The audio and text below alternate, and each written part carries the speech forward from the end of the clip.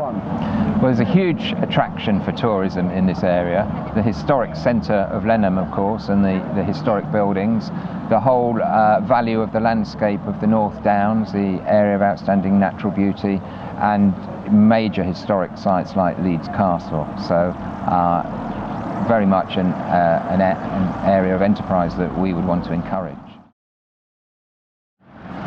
We're totally opposed to a development on the scale that's being proposed around Lenham. Development has to be sustainable. You cannot double or triple the size of a village without changing the character of it.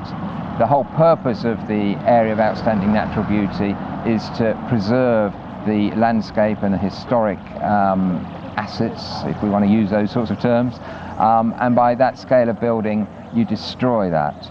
You need housing that is what's required for the local people to sustain the village. And what I'm hearing is what local people want is affordable housing, so that our young people who have grown up in the village have somewhere to live, they don't have to move away. And for that we need social housing, affordable housing and smaller housing.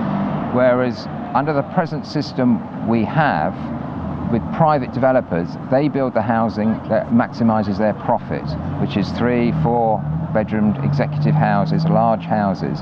What that tends to do is to bring into the area people who don't live in the area. They probably work in London. There isn't jobs for 3,000 people in Lenham. Putting strain on our roads and our railways just could be creating more commuting traffic, making it less and less sustainable. What we would do is reverse the presumption in favour of development that the Tories have introduced.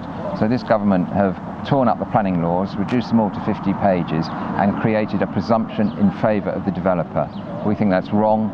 Every proposal should be assessed on its own merits and within the context of other developments and the wider area.